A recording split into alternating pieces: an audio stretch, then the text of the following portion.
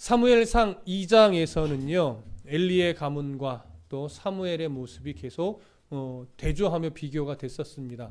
결국 엘리의 가문은 또 두 아들의 악행과 또 두 아들을 바르게 징계하지 못한 엘리의 모습으로 인해서 하나님이 보내신 사자에게 심판을 선고받았습니다.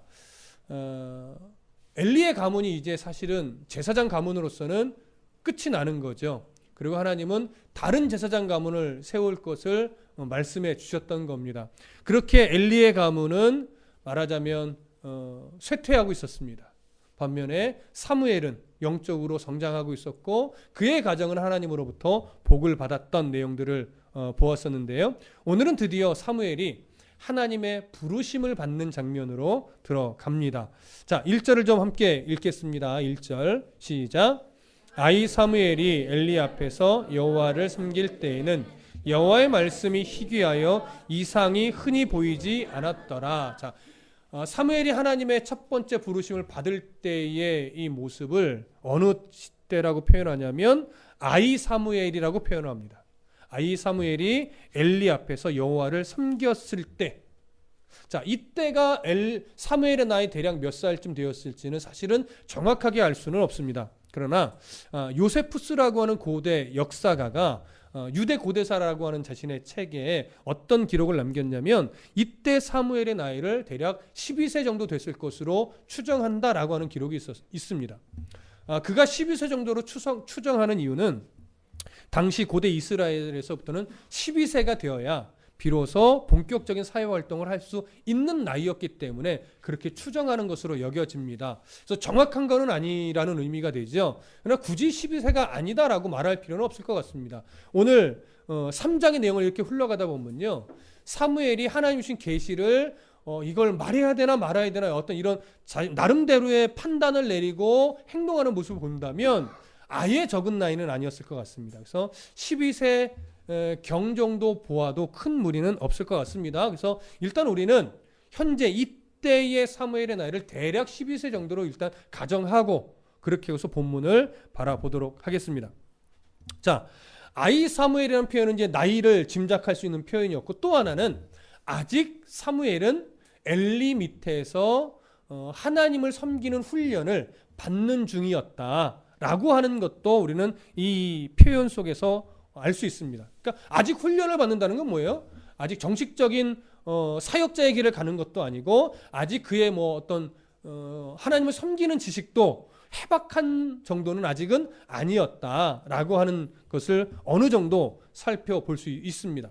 그러면 그렇게 사무엘이 아직 훈련받고 있을 때, 엘리 앞에서 훈련받지만 결국 하나님은 여호와를 섬기는 것으로 보아주고 있을 때, 그때 이스라엘에 대해서는 하나님이 어떻게 평가하시느냐? 이렇게 말합니다. 여호와의 말씀이 희귀하여 이상이 흔히 보이지 않았더라. 그때 이스라엘 전체의 영적 상황을 이렇게 표현하는 겁니다. 여호와의 말씀 그리고 이상, 이 두 가지는요, 말씀과 이상은 하나님께서 어떤 선지자들을 통해서 백성들에게 자신의 뜻을 전달할 때, 뭐 또 계시라고도 설명을 하죠. 하나님의 뜻을 전달할 때 쓰시는 기본적인 방법입니다. 사실은 거의 동의어에 해당돼요. 근데 말씀과 이상을 굳이 조금 비교해 보자면, 말씀은 언어적인 어떤 내용을 가지고 하나님의 계시가 전달되는 것이라고 설명할 수 있다면, 이상이라고 하는 것은 그렇게 하나님의 계시가 전달될 때 어떤 환상과 같이 함께 수반되어 하나님의 뜻이 전달되어지는 것, 이것을 이상이라고 말할 수 있을 겁니다. 그래서 환상이라고도 보통 표현하기도 하지요.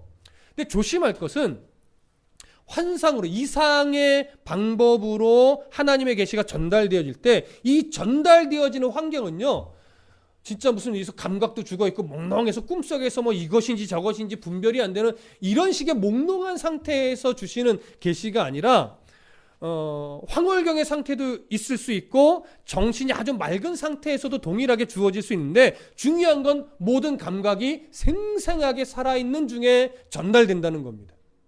이게 꿈인지 생신지 정말 주신 게 맞는지 이렇게 헷갈리는 중에 주시는 것이 아니라 정말로 또렷하게, 정말로 생생하게 모든 감각으로 느끼고 눈으로 보고 귀로 들을 수 있는 상황에서 하나님의 계시는 이상으로 전달된다라고 하는 겁니다.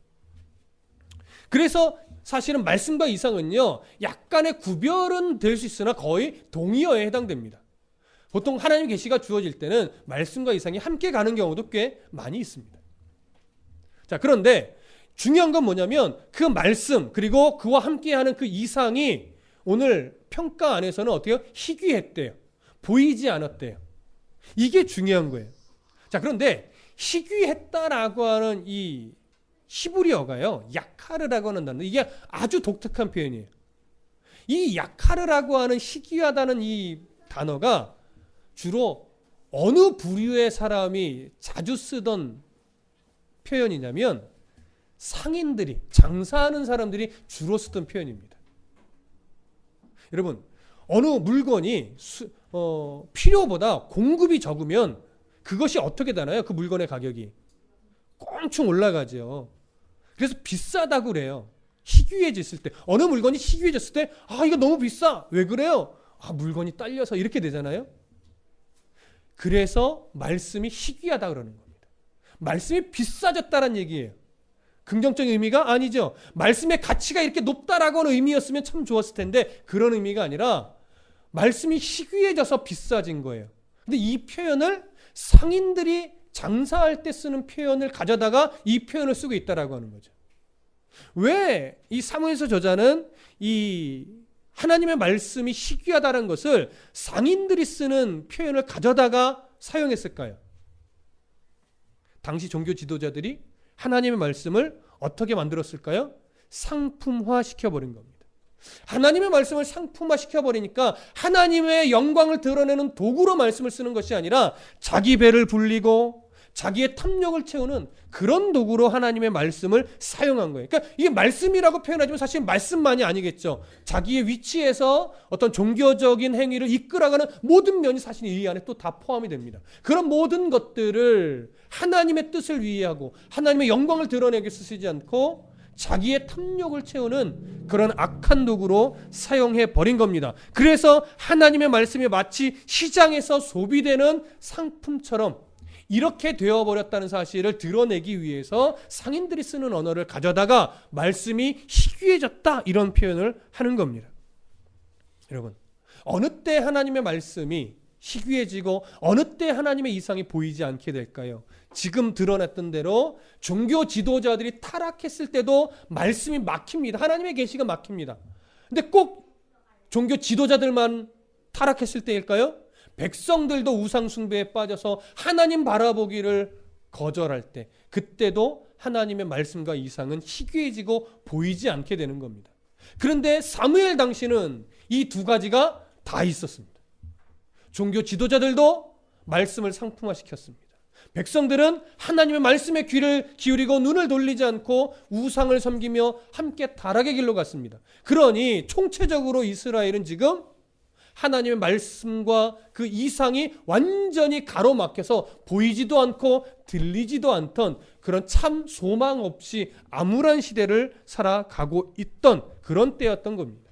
여러분, 시대를 막론하고 가장 암울한 시대가, 가장 불행한 시대가 어느 시대냐라고 할 때는요, 아모스 선지자가 아모스 8장 11절과 12절에서 이렇게 말했습니다.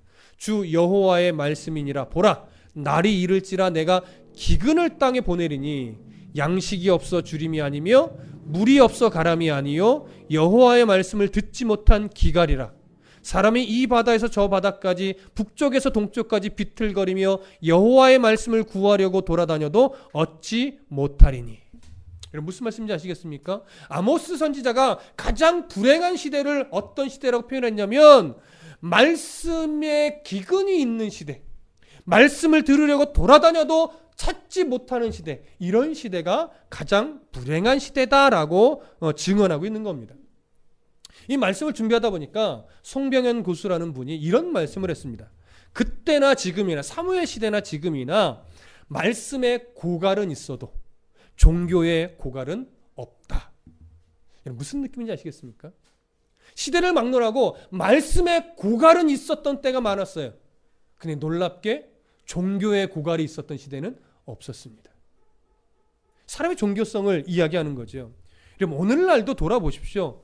목회자가 부족하여 말씀을 듣기 어려운 시대가 아닙니다. 교회가 부족해서 내가 다닐 만한 교회를 찾기 어려운 그런 시대가 아니에요. 설교가 부족해서 나 설교 좀 들었으면 좋겠어. 이런 시대가 아닙니다. 목회자도 넘치고 교회도 너무나 넘치고 고개만 돌려도 이곳저곳에 교회니까요. 그렇죠?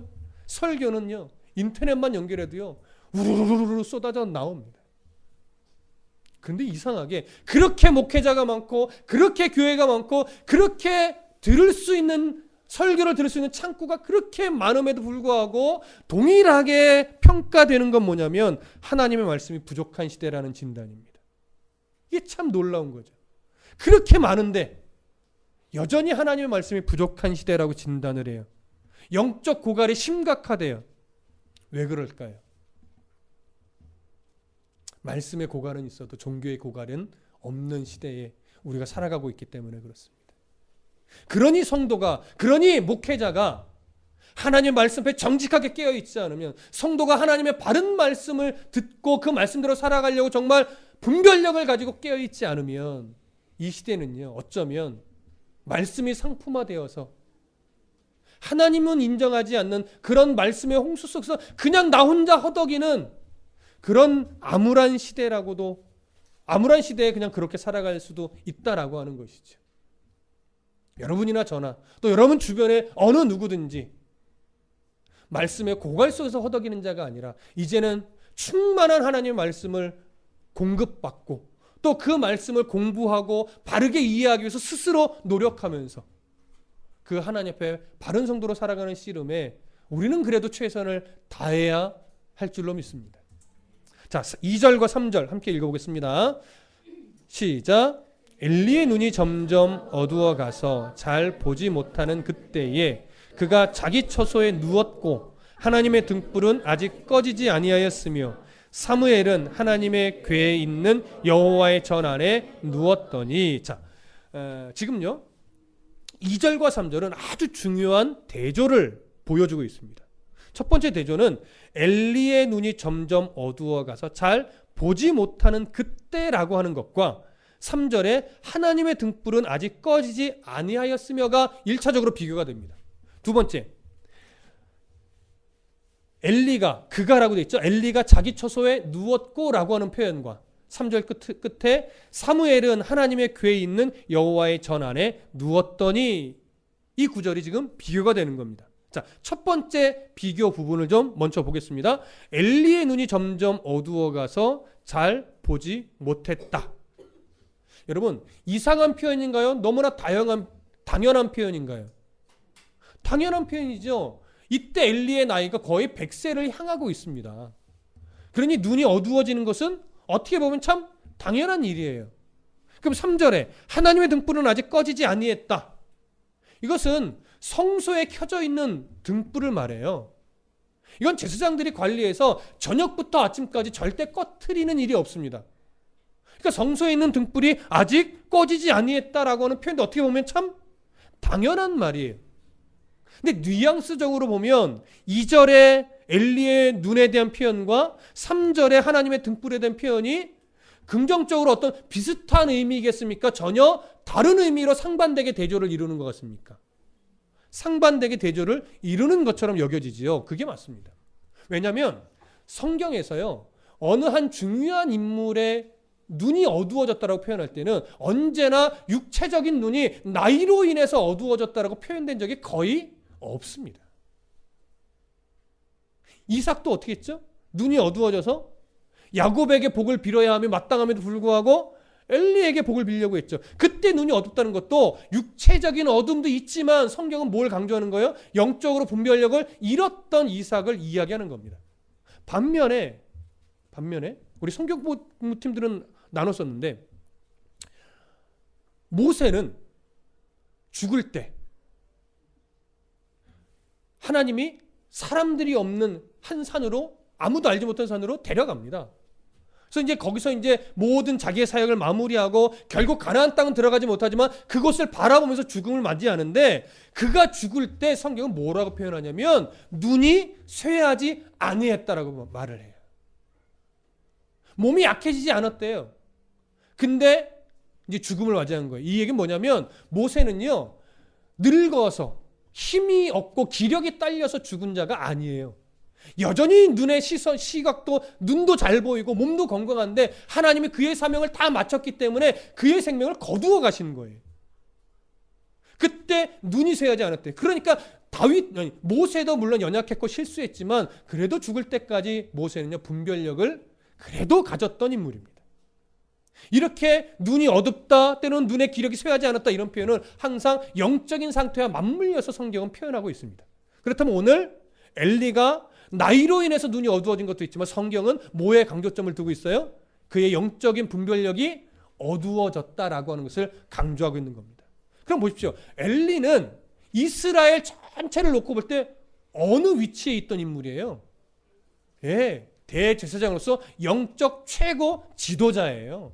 그러면서 또 사사예요. 엘리는 사사이며 대제사장이라는 얘기는 어떻게 보면 통치적인 면으로 따지면 최고 통치자나 마찬가지예요. 근데 그런 사람의 영적인 눈이 어두워져 있어요. 그것도 신정 정치가 진행되는 이때에 이스라엘 백성들 안에 소망이 있을까요, 없을까요? 없지요. 엘리 대제사장의 눈이 어두워져 있어요. 두 아들은 영적인 악행을 거듭하고 있어요. 백성들은 우상 숭배에 물들어 있어요. 이스라엘은 이제 하나님의 버림을 받아도 아무런 할 말이 없는 그런 영적으로 최악의 상태입니다. 아무런 소망을 찾을 수 없었던 때. 근데 3절로 딱 넘어가니까 무슨 표현을 하냐면 하나님의 등불이 꺼지지 아니했다, 이렇게 말하는 겁니다. 하나님의 등불이 꺼지지 않았다. 이스라엘의 영적 상태를 말하는 걸까요? 아니면 이스라엘을 향한 하나님의 사랑과 관심을 말하는 걸까요? 예, 그렇습니다. 후자를 말하는 겁니다. 이스라엘은 지금 어떤 상태냐면 등잔에 기름이 다 떨어져서 마지막 심지만 남아있어서 심지가 타버리면 이스라엘은 완전히 불이 꺼진 상태가 되는 위기의 순간이에요.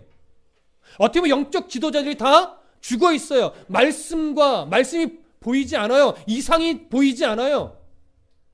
아무런 소망이 없어요. 그런데 그런 이스라엘을 향한 하나님의 관심과 사랑은 아직 사라지지 않았습니다. 그래서 여기 하나님의 등불은 아직 꺼지지 않았다라고 하는 것은 뭐냐면 분명히 이스라엘은 소망이 없지만 하나님은 그런 이스라엘을 포기하지 않고 아직도 그들에게 시선을 맞추고 그들을 바라보고 있고 그 기름 떨어진 등잔불에 다시금 기름을 부어 그 불을 지속시키고자 뭐하고 계신다? 준비하고 계신다. 이걸 보여줍니다. 그 새로운 기름, 다시 부어져야 될 새로운 기름은 누구일까요? 사무엘이죠. 또 앞으로 새롭게 세워질 어떤 제사장이겠죠. 그 제사장 우리가 앞 시간에 아마 사독의 가문일 것으로, 솔로몬 때 다시 세워진 사독의 가문일 것으로 우리는 보았습니다. 이것이 바로 하나님의 의지이고 하나님의 뜻입니다. 하나님은 이스라엘을 버리신 적이 없지요. 자, 그렇게 해서 하나님은 이스라엘 백성들의 소망을 꺾어버리지 않으실 것을, 상한 갈 때도 꺾지 아니하시는 하나님은 이스라엘의 소망을 버리지 않기로 작정하신 겁니다. 그러면서 이제 또 다른 비교. 엘리는 자기 처소에 누웠고 사무엘은 하나님의 궤가 있는 여호와의 전 안에 누웠다라고 하는 것을 아주 중요하게 이제 비교를 합니다. 자, 엘리가 자기 처소에 누웠어요. 이 처소는 어디에 있는 걸까요? 정확하게 알 수는 없으나 성소 바로 근처에 있는 어떤 뭐라고 말할까요? 관사 정도? 네, 뭐 그런 느낌이겠죠. 그래서 대제사장이 거하는 처소입니다. 성소 가까이에 있는. 그런데 사무엘은 어디에 누워 있어요? 하나님의 궤가 있는 여호와의 전에 누워 있대요. 어딜까요? 이걸 쉽게 표현하면 지성소일까요? 성소일까요? 지성소? 성소? 지성소는 대제사장도 1년에 한 번밖에 못 들어갑니다. 근데 거기에 아이 사무엘이 들어갈 수는 없겠죠.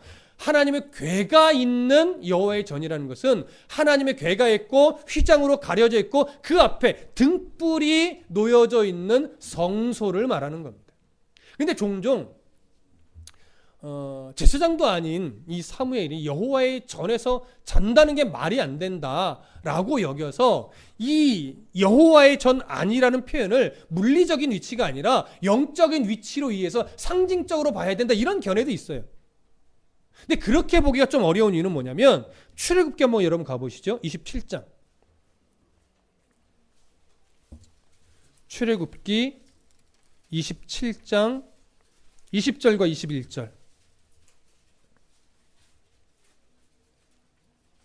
출애굽기 27장 20절 21절 함께 읽습니다. 시작.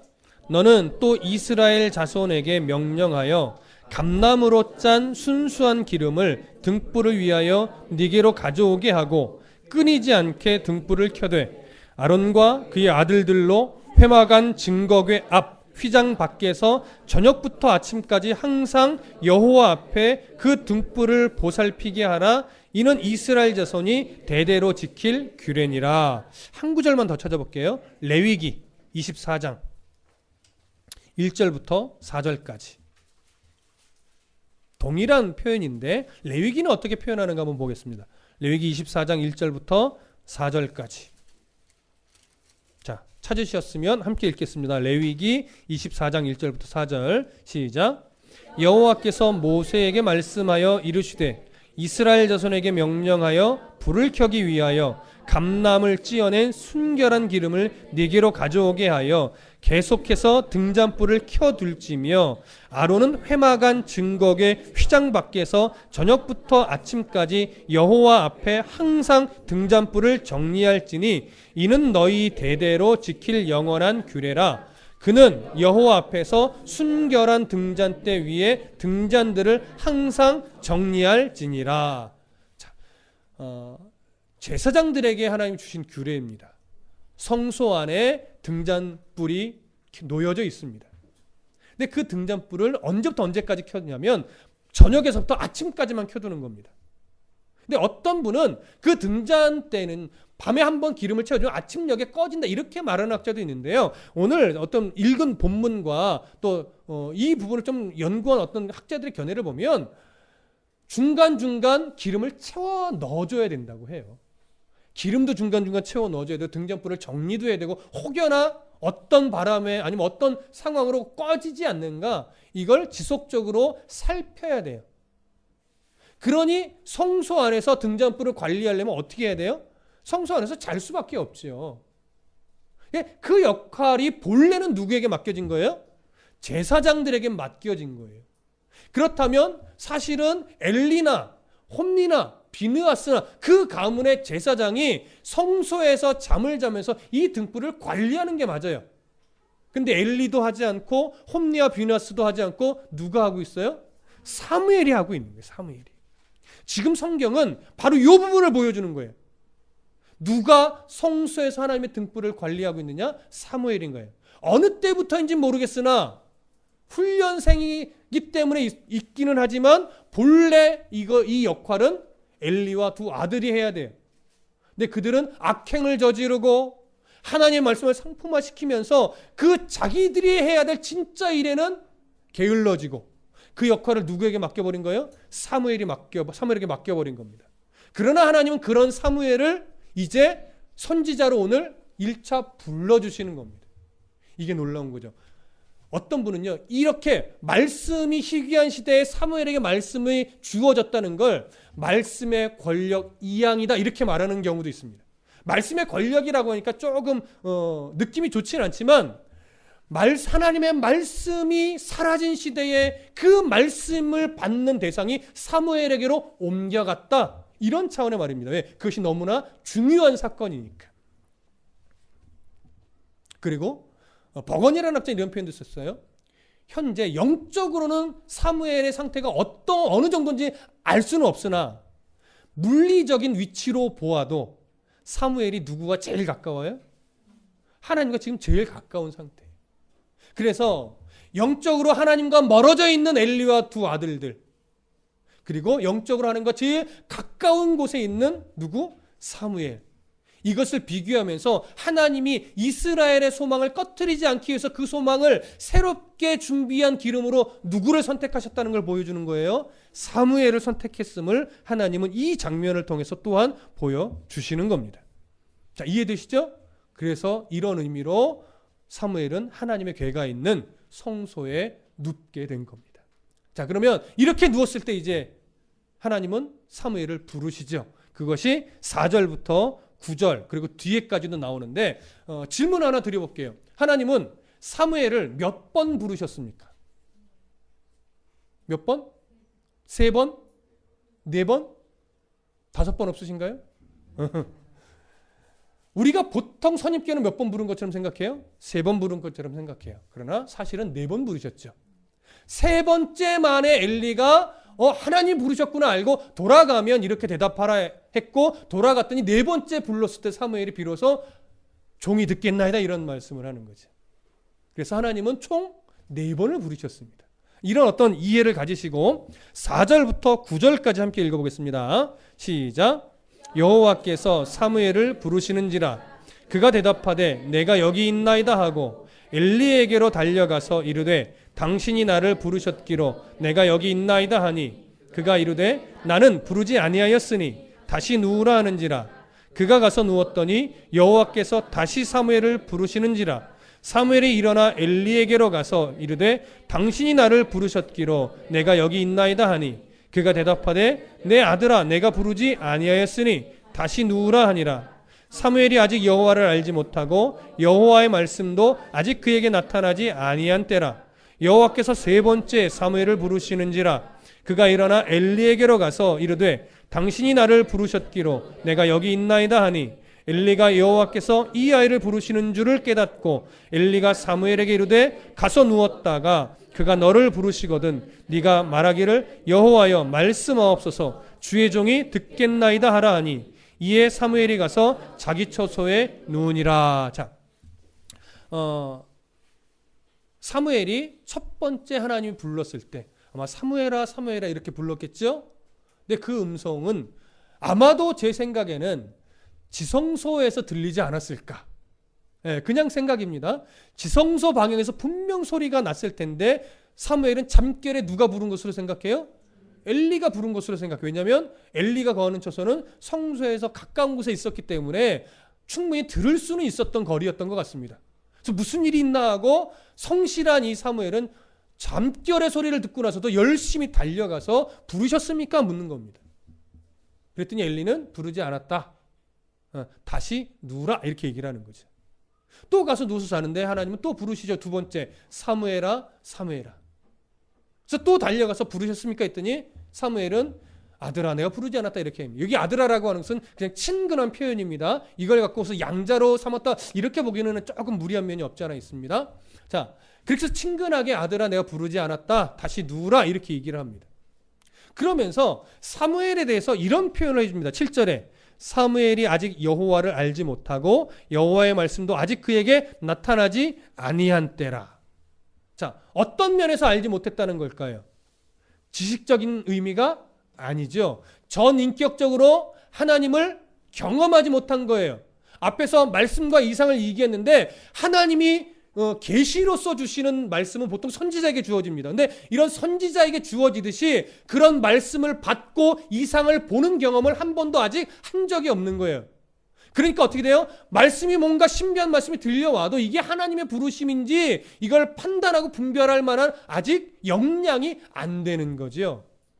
그래서 이건 부정적인 느낌이 아니라 하나님이 사무엘을 훈련시키는 중에 아직은 하나님을 인격적으로 경험하지 못했던 때라 이런 의미예요. 그래서 이제 그 첫 경험을 하나님이 사무엘에게 시키시는 거죠.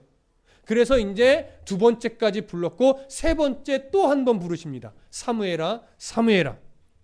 자, 그랬더니 이제 엘리에게 또 달려갔는데 드디어 엘리는 이것이 하나님의 부르심이구나 이걸 깨닫습니다.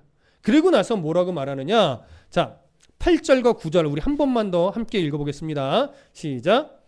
여호와께서 3번째 사무엘을 부르시는지라 그가 일어나 엘리에게로 가서 이르되 당신이 나를 부르셨기로 내가 여기 있나이다 하니 엘리가 여호와께서 이 아이를 부르시는 줄을 깨닫고 엘리가 사무엘에게 이르되 가서 누웠다가 그가 너를 부르시거든 네가 말하기를 여호와여 말씀하옵소서 주의 종이 듣겠나이다 하라 하니 이에 사무엘이 가서 자기 처소에 누우니라.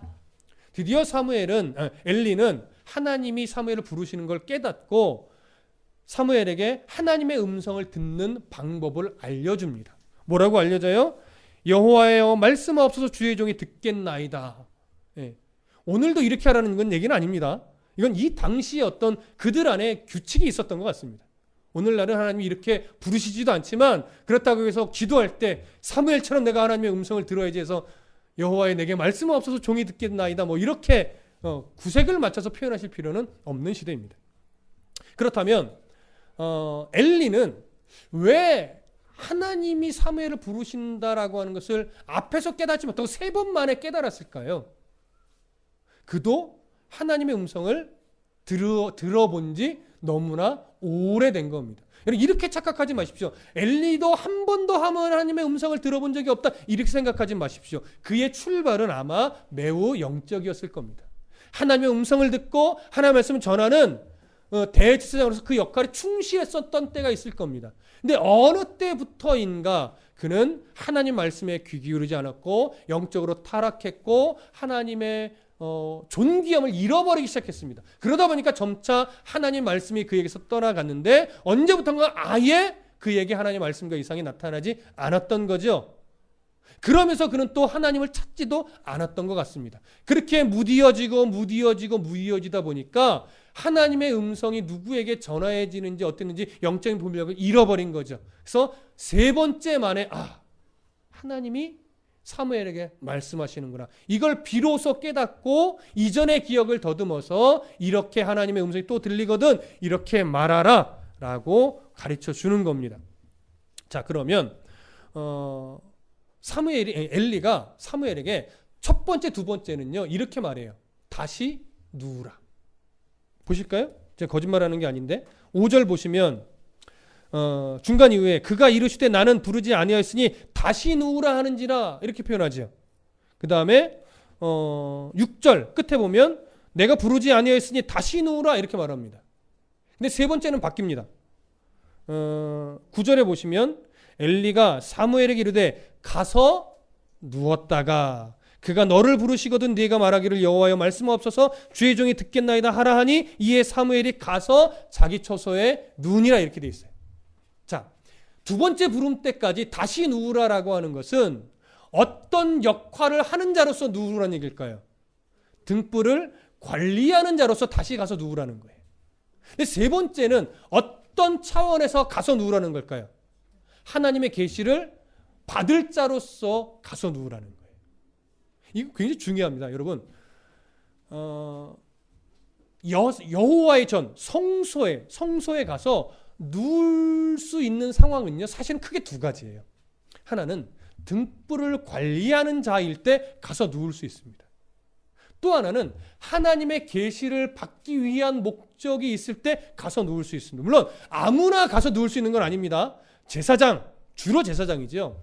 근데 이렇게 하나님의 계시를 받기 위해서 성소로 들어가 하나님의 궤 앞에 누운 것. 그러니까 지성소로 들어가는 건 아니지만 하나님의 궤가 있는 그 앞에 성소에서 누워서 하나님의 계시를 받는다는 것은 이스라엘의 그 종교 문화 안에, 종교 풍습 안에 인큐베이션 드림이라는 풍습이 있습니다. 이걸 우리나라 말로 한자로 성소부화몽이라고 하는 건데요.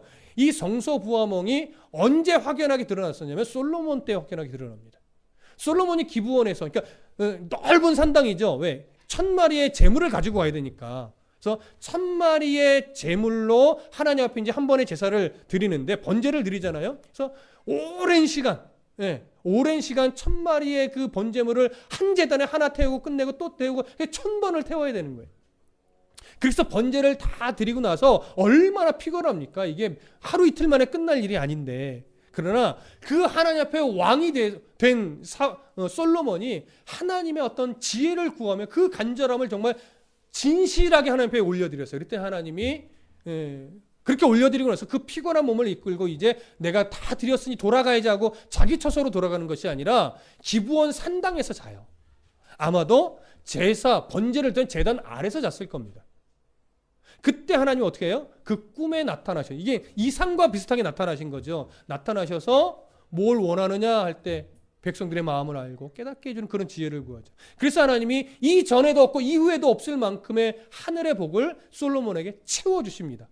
중요한 건 그게 몇 년 못 갔다라는 게 이게 안타까운 일이지만 정말 이전도 없었고 전무후무한 지혜와 복을 주신단 말이에요.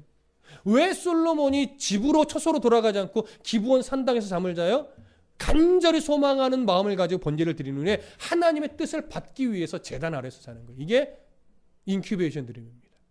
이것처럼 제사장들이나 어떤 이 위치에 있던 사람들은 특별히 하나님의 메시지를 들어야 할 때는 어디서 잠을 자냐면 제사를 드리고 성소에서 잠을 자는 겁니다. 그럼 보십시오. 처음에 사무엘은 하나님의 계시를 받으려고 성소에 잔 거 아니에요. 그저 수련생으로서 엘리가 자라고 하니까 등불을 관리하면서 그냥 자왔던 거예요. 근데 하나님은 사무엘을 선택하셨죠. 그러니까 그 등불을 관리하려고 누웠던 그 자리를 하나님은 어떤 자리로 바꿔주셨어요? 하나님의 계시를 전하고 받는 자리로, 아주 거룩한 자리로 바꿔주신 거죠. 그러면서 하나님은 이 사무엘을 무엇으로 불러요? 이제 하나님의 계시를 받아 전달하는 그런 선지자로 하나님은 첫 부르심을 이 자리에서 해 주신 겁니다. 바로 이 모습이 꺼져가는 등불과도 같았던 이스라엘에게 정말 아직은 그들은 모르지만 한 줄기 소망의 사건이 되어버린 겁니다. 이 사무엘을 통해서 이제 이스라엘의 기름은 다시 부어질 것이고, 사무엘을 통해서 다시 하나님의 말씀이 들리기 시작할 것이고, 사무엘을 통해서 다시 하나님의 이상이 보여지기 시작할 겁니다. 그리고 백성들은 그것을 통해서 하나님을 보게 될 겁니다. 이게 바로 이스라엘의 소망입니다. 이것이 끊어지면 이스라엘은 완전히 끝나는 겁니다. 근데 놀랍게도 하나님은 그 등불을 끄시는 하나님이 아닙니다. 그 하나님이 오늘 우리 한 사람 한 사람을 또 바라보고 계시죠. 우리 한 사람 한 사람 얼마나 연약합니까? 얼마나 부족합니까? 마치 나의 등불은 꺼져가는가 여겨질 때가 얼마나 많습니까? 그러나 그건 하나님의 진짜 마음을 보지 못해서 그렇습니다. 하나님은 꺼져가는 등불을 끄시는 분이 아닙니다. 상한 갈대를 꺾으시는 분이 아니라는 거죠. 하나님은 오늘 우리를 사무엘처럼 쓰고자 하십니다. 그러려면 어떻게 해야 돼요? 늘 하나님의 등불을 관리하는 자로 자기 스스로가 하나님 앞에 서 있어야 돼요. 너무나 부족한 게 많고 너무나 힘든 상황일지라도 말씀의 자리를 잡고 떠나가면 안 되는 거예요. 그래서 그것이 꼭 예배당이 아니어도 상관없어요. 내가 늘 하나님을 잊어버리지 않기 위해서 말씀 앞에 기도의 무릎으로, 또 예배당에서, 또 예배 공간 안에서, 성도들과의 관계 안에서 그 하나님과의 관계를 놓치지 않으려고 몸부림친다면 하나님은 그 자리를 무슨 자리로 바꿔주실까요? 하나님의 말씀을 듣고 하나님의 소망을 보며 하나님 손에 붙들리는 자리로 하나님 바꿔주실 겁니다. 문제는 하나님이 아니에요. 문제는 그 역할을 게을리하고 나의 이익을 위해 하나님 좀 뒤로 2순위로 3순위로 밀어버리려고 하는 홈리와 비느하스와 같은 그런 우리 안에 아직도 남아있는 그런 탐심들, 욕심들, 이기심들, 이게 문제인 겁니다. 성경은 이걸 가르치는 거죠. 너희 안에 이기심이 있고 너희 안에 욕심이 아직도 있고 너희 안에 있는 그 어리석음을 안다. 근데 나는 그것 때문에 너희를 버리지 않는다 이거죠. 너희 안에 아직 심지가 남아있으니 그 심지에 말씀으로, 기도로, 또 하나님을 바라보는 너의 삶의 흔적으로 기름을 채우라는 거예요. 근데 하나님이 채우게 만드실 거라는 의미도 담겨 있습니다. 그것이 우리의 소망입니다. 여러분 낙심하지 마십시오. 하나님은 분명히 우리를 이처럼 사무엘처럼 회복시키셔서 우리에게 하나님을 세상 가운데 보여지는 그 역할자, 때로는 복음의 전달자로, 때로는 축복의 통로로 분명 우리를 사용하실 겁니다. 여러분 한 사람 한 사람 연약한 사람 없습니다. 보잘것없는 사람 없습니다. 왜냐하면 그 모습 그대로 하나님은 분명히 어떠한 모양으로든지 쓰실 계획을 다 갖고 계시기 때문에 그래 나의 삶과 형편과 내 모습 초라하게 여기지 마십시오. 너무나 소중한 자들입니다. 하나님이 여러분들을 정말로 귀하게 보십니다. 그래서 사무엘처럼 쓰고자 하시는데 왜 우리 자신을 가볍게 여기십니까? 하나님이 여러분을 쓰시고자 할 때 사무엘처럼 주여 말씀하옵소서 종이 듣겠나이다. 이 자세는 우리 중심에 있어야 됩니다. 세상이 두려워해야 될 것이 대상이 아닙니다. 세상은 하나님의 기름을 채우고 당당하게 나가서 내가 하나님의 백성이며 하나님은 이런 분입니다. 삶의 흔적으로 드러내셔야 될 대상입니다. 그 역할을 여러분들에게 하나님이 맡기셨습니다. 물론 저에게도 맡기셨습니다. 이 역할, 오늘 이 역할을 맡은 나 자신을 잘 돌아보시고 사무엘처럼 하나님 앞에 아름답게 쓰임받는 그릇이 되시기를 간절히 축복하고 소망합니다.